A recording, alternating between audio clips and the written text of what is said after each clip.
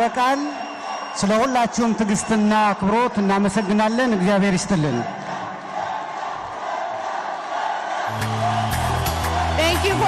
ይሄኛው ቪዲዮ ዳንኤል ክብረት የአብይ አህመድ አማካሪ ሆነው ወደ ውጭ ያደረጉት የመጀመሪያው ጉዞ ነው። የመጀመሪያ ስራቸውም መድረክ መምራት ሆኖ አለቃይን ተዋውቁት ማለት ነበር። ሐምሌ 2010 ወደ ሰሜን አሜሪካ ሄደው ሙሽራውን እንዳጀበ ሚዜ አለቃቸውን ለኢትዮጵያውያንና ትውልዳቸው ከኢትዮጵያ ለሆኑ ሰዎች ሲያስተዋውቁ በዋሽንግተን ዲሲ የተቀረጸ ነው። ያኔ ዲያስፖራው ግንብ አፍርሶ ድልድይ ገነባ እየተባለ ፕሮፓጋንዳ በተቀጣጠለበት ሰሞን ዳንኤል ክብረትና አለቃቸው በውጭ ያሉ ኢትዮጵያውያንን በብዙ ያወድሱ ያሞግሱ ነበር። እግራቸውም ላይ የተነጠፉላቸውን ሰዎች አሳይተው ጉዳስ ብለው ነበር። የዋሽንግተን ዲሲና አካባቢው ሰው ብቻ ሳይሆን ቀንና ሌሊት ተጉዘው ኮንቬንሽን ሴንተር የደረሱ ዜጎች ሁሉ በነ ዳንኤል ክብረትና አብይ አህመድ የተነገራቸው መወድስ ብዙ ነበር። ኑና አልምታችሁ ልሙ፣ ከማኪያቶ ወጫችሁ አንዳንድ ዶላር አዋጡ ተብሎም ነበር። አሁን ግን የዋሽንግተን ዲሲና አካባቢ ትውልደ ኢትዮጵያዊ እዚያው አርፈህ እዚያው ተኛ የሚል መንግስታዊ ማስጠንቀቂያ ተነግሮታል። በእነዚያ ሞቃታማ የኢትዮጵያ ክረምት ወራት በውጭ ያላችሁ ኢትዮጵያውያን ሆይ ኢትዮጵያ ያለናንተ ሕይወት የላትም ተብሎ ነበር። አሁን ግን ሕይወታችሁም ቢያልፍ በኢትዮጵያ ምድር አትቀበሩም ብለው በመናገር ዲያስፖራውን እስከ መቃብሩ ሊከተሉት እንደተዘጋጁ ጠቁመዋል። ይህን የሚለው ሰው ከኢትዮጵያ ምንም መጠየቅ የለበትም። ምንም። ለምሳሌ አንዳንድ ጊዜ በውጭ የሚኖሩ ሰዎች የሚገርመኝ ሂደት አላቸው። ኢትዮጵያን የሆነ ነገር ያደርጋሉ፣ ይሟገታሉ። መጨረሻ ሲሞቱ ለምን ቅበሩን ይላሉ። ማን ባስጠበቀው ሀገር ነው ማን መጥቶ ቢቀበረው?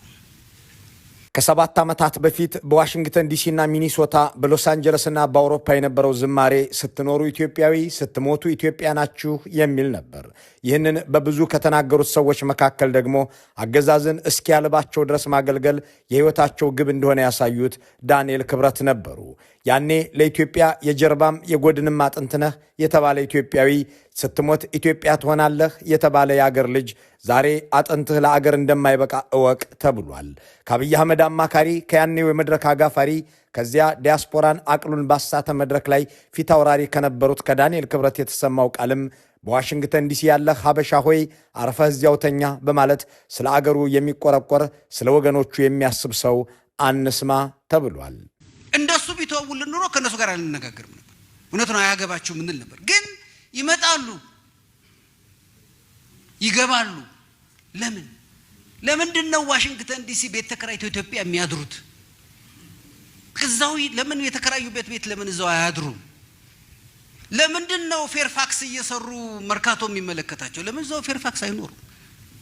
ለኛ ለኔ ለናቴ ላክስቴ ላጎቴ ነው ጉዳዩ። ዳንኤል ክብረት የሚታወቁት በክፉ የጥላቻና የእልቂት ንግግሮቻቸው ነው። በዚህ ንግግራቸውም የአሜሪካ መንግስት ውግዘትን ያከታተለ መግለጫ አውጥቶባቸዋል። የአሜሪካ መንግስት የአንድን ወዳጅ ሀገር ጠቅላይ ሚኒስትር አማካሪ አንተ የጄኖሳይድ ቃል የምታወጣ ሰው ለአንደበትህ ለከት ይኑረው ብሎ መግለጫ ሲያወጣ እምብዛም የተለመደ አልነበረም።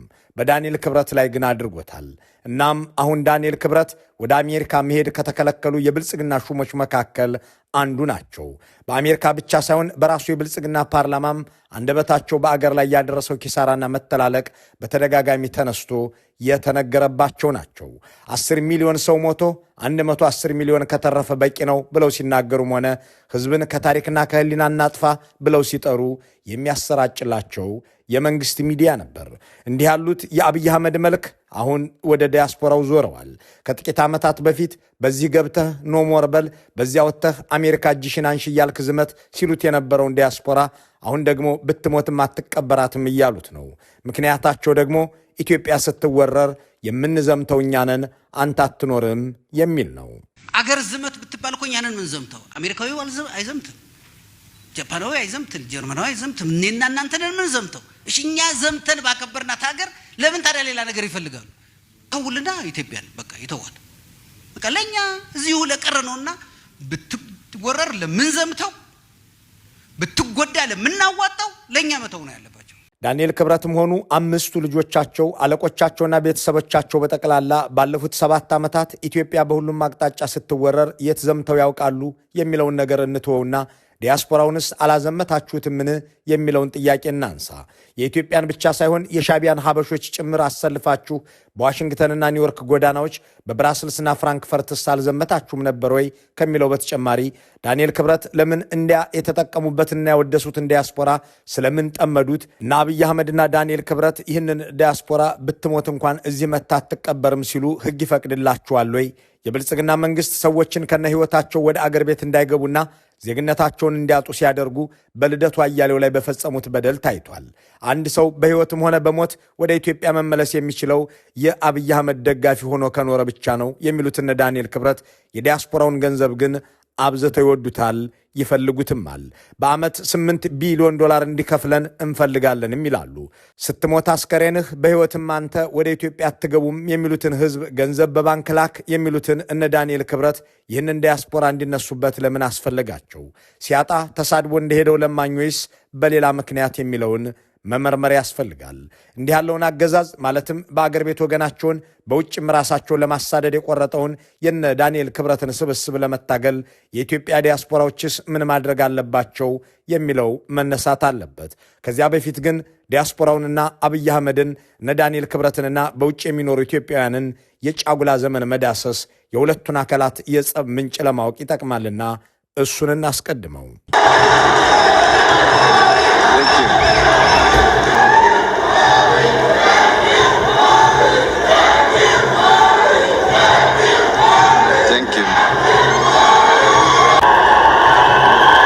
ስላከበራችሁን ስላኮራችሁን የኢትዮጵያን ህብር ቀለም ስላሳያችሁ ፈጣሪ ያክብራችሁ።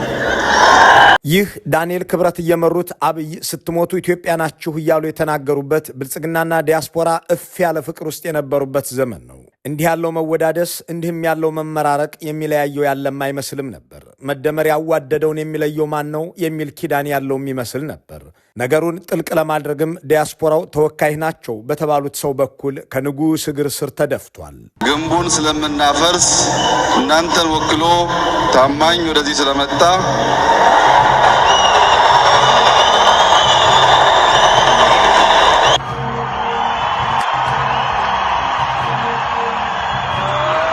በዚያ ሞቃታማ ክረምት ዲያስፖራው ተወካዩን ከጠቅላይ ሚኒስትሩ እግር ስር እንዲወድቁ ካደረገ በኋላ ፖለቲከኛው ዲያስፖራ እስከ 2015 ድረስ ከእርሳቸው ጋር ዘርቋል። ከአውሮፓ እስከ ሰሜን አሜሪካ፣ ከአፍሪካ እስከ መካከለኛው ምስራቅ የተዘመረው መዝሙርም መዝሙረ አብይ ነበር። ዲያስፖራው እንደ አምላኩ ሰግዶ ጫማቸው ላይ ተደፍቶ ተቀብሏቸዋል። እሳቸውም የሄድኩት የጥላቻ ግንብ ላፈርስ ነበር፣ እሱን አሳክቻለሁ ብለው አዲስ አበባ ሲመለሱ በቦሌ አውሮፕላን ጣቢያ መግለጫ ሰጡ። ኢስት ኮስት በዋሽንግተን ዲሲ የመጀመሪያውን ግድግዳ ማፍረስ ችለናል። በሎስ አንጀለስ ሁለተኛው ግድግዳ ፈርሷል። በሚኒሶታ እና ሚኒያፖሊስ ከተማ የነበረን ቆይታ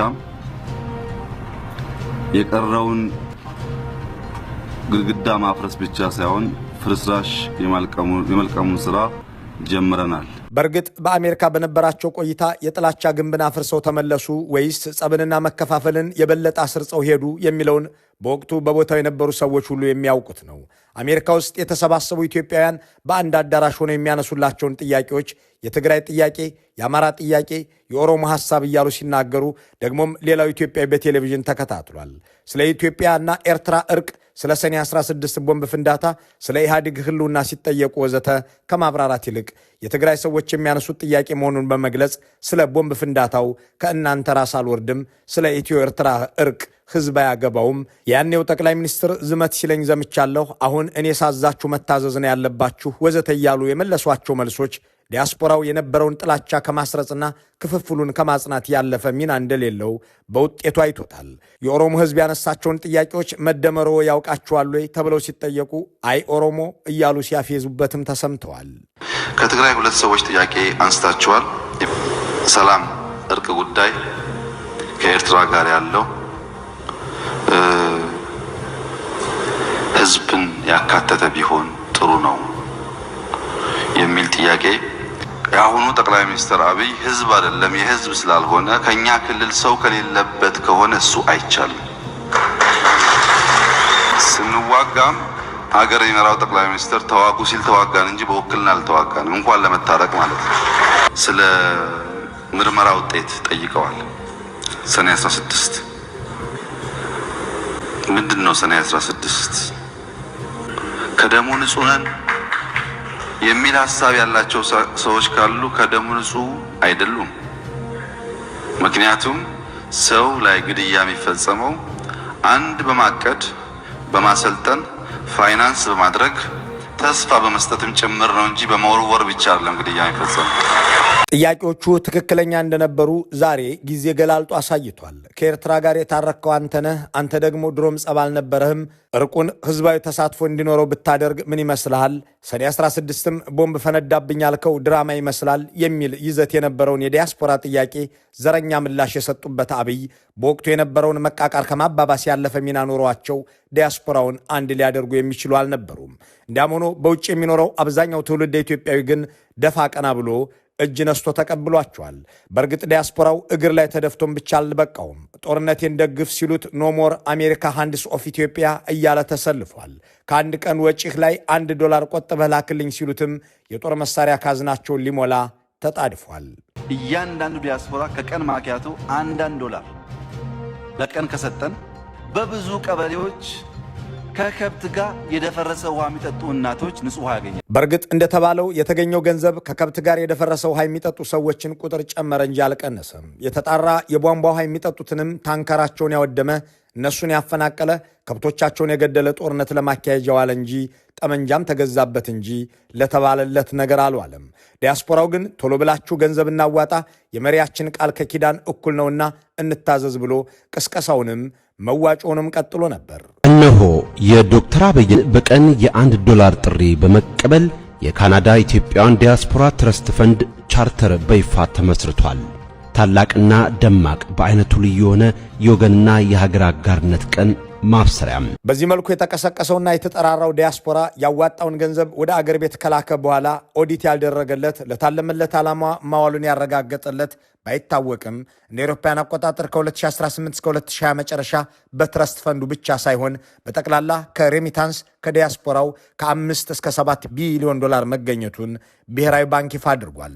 ይህ ገንዘብ የጅቡቲ ወደብ የ1 ዓመት ተኩል ኪራይ የመሸፈን ወይም የህዳሴ ግድብን የመጨረስ አቅም የነበረው ነበረ። ይህ የውጭ ምንዛሬ በውጭ ሀገር የሚኖሩ ኢትዮጵያውያን የአገራቸው መሪ በባንክና በመደበኛ መንገድ ላኩ ማለታቸውን ተከትሎ የተሰበሰበ ነው።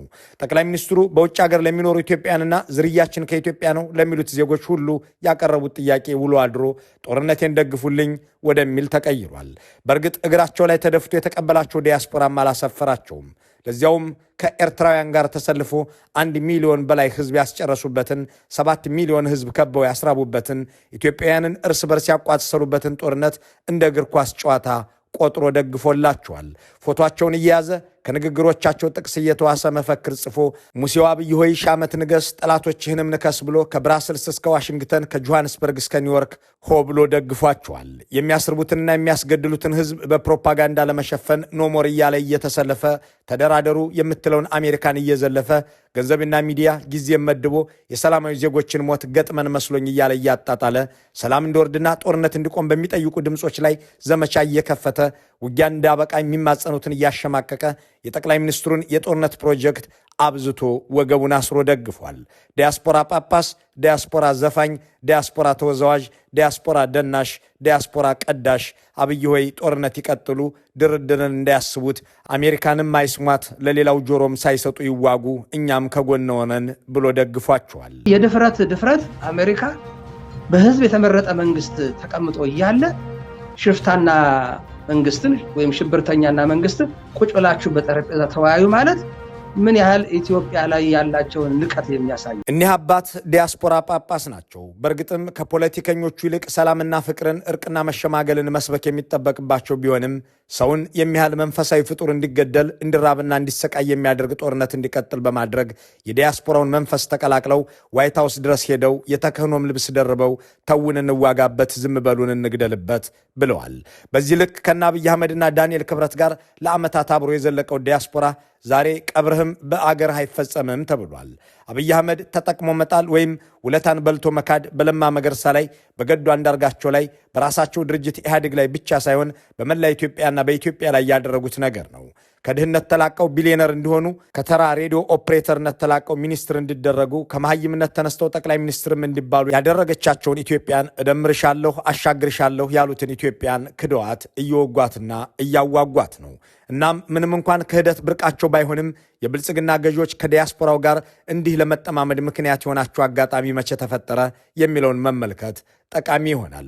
ወቅቱ በኢትዮጵያ አቆጣጠር ጥር 2014 ዓ.ም ነው። በዚያ ሰሞን ከጦርነት በድል ተመልሻለሁ ብለው ለዲያስፖራው አንድ ትዕዛዝ አስተላለፉ።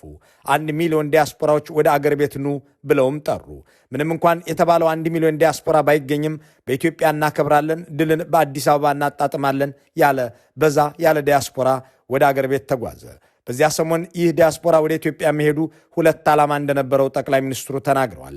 በአንድ በኩል አገራቸው ሰላም አይደለችምና የአፍሪካ ህብረት ዓመታዊ ስብሰባ ከአዲስ አበባ ተነስቶ ሌላ ቦታ ይካሄድ የሚለውን ቅስቀሳ ለማስቀረት፣ በሌላ በኩል ደግሞ ከአንድ ዲያስፖራ ቢያንስ $100 ቢገኝ የሚል የውጭ ምንዛሬ ስሌት ስለነበረ ነበር።